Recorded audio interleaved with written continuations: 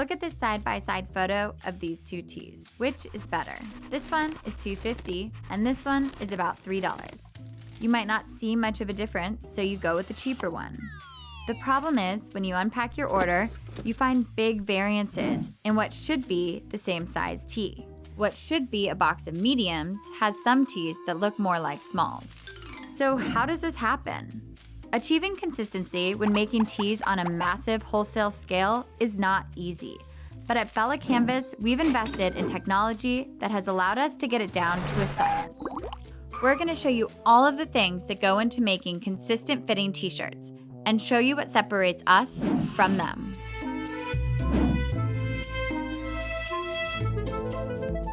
You probably assume all tees are cut the same, or even more likely, you haven't given it much thought at all. As we mentioned in our last video, there are two types of construction, side-seamed and tubular. With tubular construction, there's not much cutting at all. But with side-seam construction, the precision of the cutting has everything to do with the way the pieces fit together. Think like a puzzle. It also determines the consistency of garments across batches. There are two types of cutting processes you should know about. Laser-guided automated cutting, which is what we do at Bella Canvas, and hand cutting, which is what all other manufacturers of side-seam tees in our industry do. Let's start with what we do at Bella Canvas. This is our Los Angeles cutting floor, where we cut hundreds of millions of units a year. These cutting machines are the most high-tech in the world, and no one else in our industry has these. First, the fabric is spread by the automatic spreaders. Then, we create markers with proprietary software that allows us to fit as many puzzle pieces possible into each cut, eliminating fabric waste. Marker paper is set on top of the fabric stack, and then the fabric is compressed and vacuum sealed to make sure nothing moves even a millimeter. And finally, the laser guides this 10-inch blade across 150 layers of fabric, cutting it like butter. We also cut these tiny notches in every piece, signaling to the sewers where the pieces join together. And it's through this process we create puzzle pieces that fit together perfectly every time. Okay, so now on to the other method. This is what a hand cutter looks like. And this is what a hand cutter looks like cutting.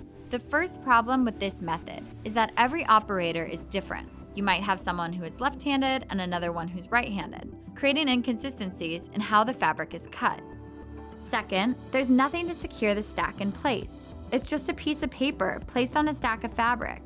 Sometimes the paper is even stuck on with some spray glue. Now imagine cutting a 10-layer cake with a big knife. There's just no way the top piece is going to be the exact same as the bottom. That's what hand cutting's like. This is why the highest tolerance, meaning the degree of variance you can expect from garment to garment, for the hand cutters is a 1/4 inch, while ours is 1/64 inch. This might not seem like a big deal, but it's these little variances that create imperfect puzzle pieces that don't quite fit together as well. And this is why you're likely to find noticeable fit differences across the exact same size and style of a garment with other brands. So why doesn't everyone use automated cutters? Because they're freaking expensive, and labor is cheap when you cut your garments in Central America, which is the way most manufacturers keep their costs down. It's a short-sighted plan that makes the assumption that you, the consumer, won't notice a less than perfect shirt construction. At Bella Canvas, our efficiencies lie in technology, not in cheap labor. By investing in top-of-the-line tech, we're able to make better quality goods and keep all of our cutting right here in Los Angeles. We are all about transparency and want to show you how we make tees from start to finish, so you can see what separates us from them.